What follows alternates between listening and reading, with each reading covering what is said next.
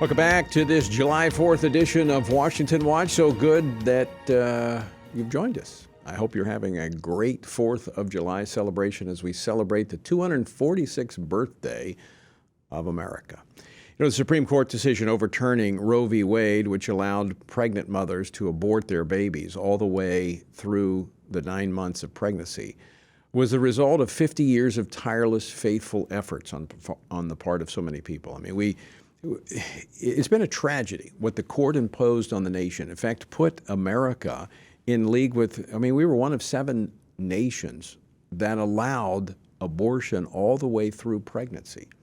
Well, fortunately, with the court's decision in Dobbs, that has now changed. But to get us to this point, there have been so many people that have worked tirelessly and faithfully to advocate for the unborn, to uphold the dignity of all human life. Now, it's said that victory has 1,000 fathers, and while many can rightly share credit in this historic achievement, my next guest, Flip Benham, is among the most prominent for his years of faithful work advocating for life. He's the former director of Operation Rescue and the founder of Operation Save America, and the father of 2 great friends of our program, Jason and David Benham.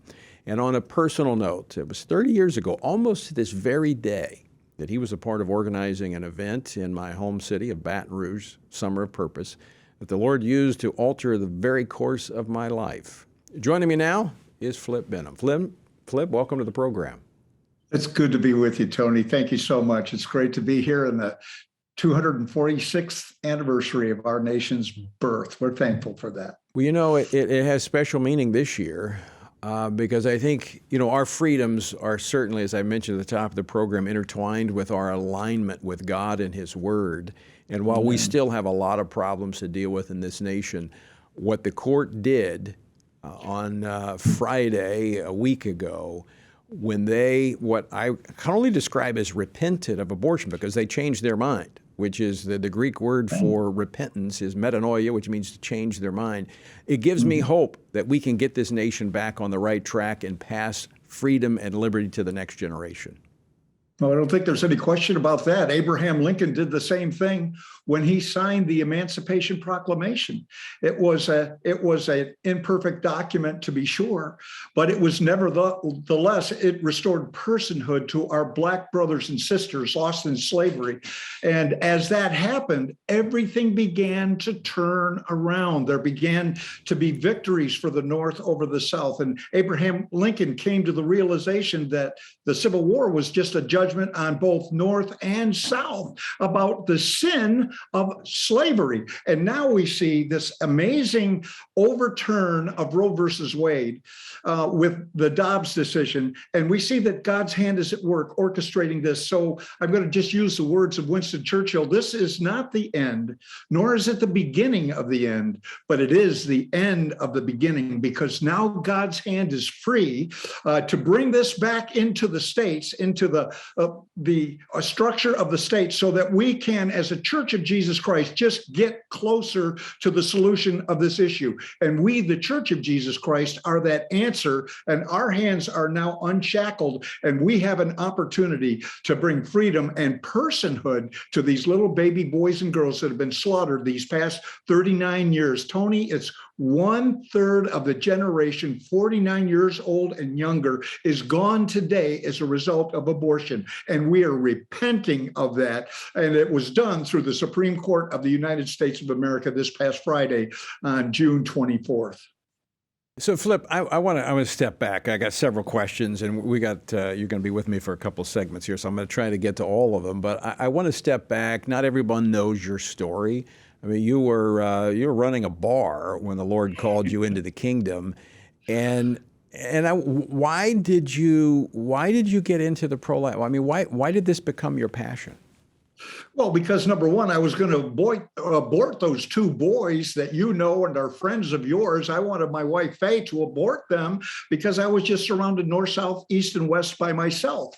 And what happened was that God came into my heart, and I went through a great pastor named Dave Clarity, who was very faithful in a very small church there in Kissimmee, Florida, just about 11 miles south of Disney World. And he proclaimed the gospel message. It cut me to the heart, to the quick. I was a sinner. I was lost. I had nothing I could do. And he told me about this Jesus that would save me and save those boys and to save my Faye and to save our family. And then through us to go into the ministry. I mean, I went in through seminary and then started a small little church. And we began, to bring the gospel, the theology of heaven, live into the streets, to the gates of hell, and watching God's invisible hand do exceedingly abundantly above all we asked or imagined. That's how we got here. It was Jesus and Jesus alone.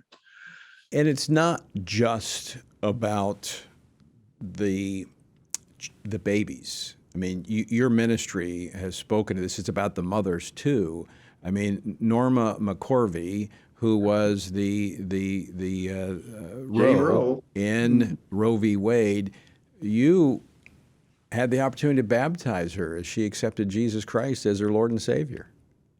We did. I mean, it's when the gospel gets close, when the theology becomes biography. We set up our Operation Rescue Center in Dallas, Texas, right next to A Choice for Women. That's where Norma McCorvey was working. I had no idea that she was there. And it wasn't my idea to build, to have our offices right next to an abortion mill, but the guy gave it to us for $1 a month. So we said, that's where we need to go. And as we were there, when God gets close, he begins to do things, and the gates of hell cannot prevail. Norma wasn't the only one that gave her heart to Christ. There were 6 others in that abortion mill that were working in that abortion mill that gave their hearts to Christ. They were bringing ladies over to us so that we could help those moms to carry their babies to term, because we had a crisis pregnancy center right there. It was just amazing what God was doing with just little people. And then ultimately Norma gave her heart to Christ. We baptized her on August 8th, 1995. And believe me, that sent shudders throughout the whole pro-abortion industry. It just did. And we realized this is a gospel issue. This is absolutely a battle over who is Lord and whose laws reign. Flip, we got to take a break, but we're going to come back on the other side of the break. And I want to talk about July 1992, the Summer of Purpose in Baton Rouge. So stick around, folks. You're going to stick around and hear this conversation as well. It was a turning point for me, but there was also something I think very relevant to what we're facing today in America with historic rise in murder, homicide. Something very unique happened in Baton Rouge in the summer of 1992. Don't go away. We'll be back right after this. Now we're continuing our conversation with Flip Benham. He is the director of the Operation Save America and the father to Jason and David Benham. Flip, all right, 30 years ago, in fact, I remember it was July 3rd. There was the Summer of Purpose rally at Bethany World Prayer Center. Huge gathering, probably 6,000 people. And then the demonstration began at the abortion clinic there in Baton Rouge. Abortion clinic? Yeah, I was a police officer. I worked for the city police at the time, and so I wasn't working that particular. I didn't have to work, but I went down and watched, and I was shocked by a lot of my colleagues that seemed overly aggressive. The use of force was quite significant, and I spoke out, and long story short, I was asked to depart from the department. But the Lord showed me, he said, to be pro-life is more than just a bumper sticker. You have to take a stand on one side or the other. And it began my process of actually becoming a TV reporter, then becoming an elected official, and then a leader in the pro-life movement. But something very unique happened that summer. And I don't know if you recall this, but this protest at the clinic there went on for months. In fact, the entire month of July. And did you recall, we had been in this spike of homicides, and during the month of July, when Operation Rescue was taking place and the abortion stopped, there were no murders in Baton Rouge. Go figure. Bloodshed touches bloodshed. You touch blood in the womb and you're going to reap blood in the streets. And we have said this before. And the amazing thing is, Tony, when you took your stand, a lot of us were very proud of you. I mean, because it was unbelievable that you were losing pretty much everything because you saw the truth and you were representing the truth. And brother, God has given you a platform so that you are doing this in amazing ways. He's just set you up to do this. But I know exactly what happened in 1992. I remember that murder rate dropping. I also know in 1995, something you probably don't remember, is we went to New Orleans in 1995 with our national event, just like we did in 1992, in July of 92 in Baton Rouge. We went to New Orleans.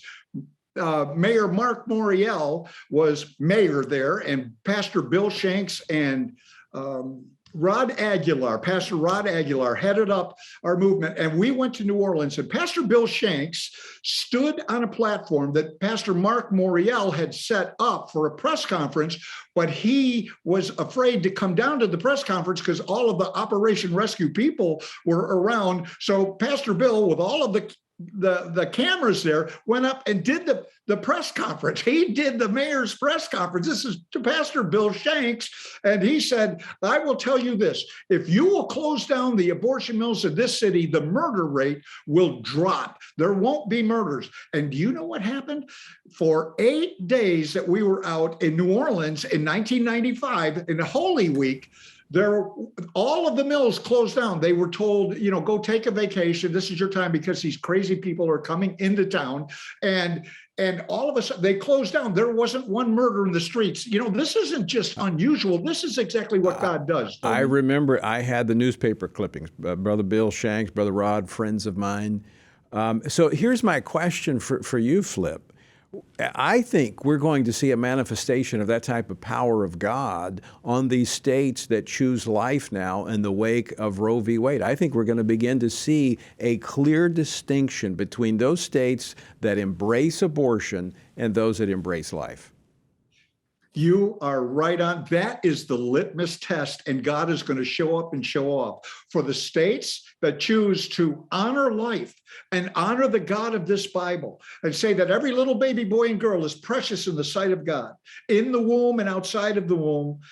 And you're going to find that those states, the murder rates are going to go down. The crime rates are going to go down. Everything is going to change. And in those states that choose to become sanctuary cities for abortion, you're going to find the murder rates, the crime rates to go right through the roof. God has this perfect opportunity to show up and show off. The theology of heaven become biography in the streets. And we're going to see it. It's going to be a litmus test. You'll see it in the next couple of years. And it's going to be very clear exactly who is with God and who is opposed to God. And I can just remember at the 6th president of the United States of America, and this was the son of John Quincy Adams, 6th president of the United States of America, said that the highest point, the highest glory of the American Revolution was that it knit together in one indissoluble bond the principles of civil government and the principles of Christianity.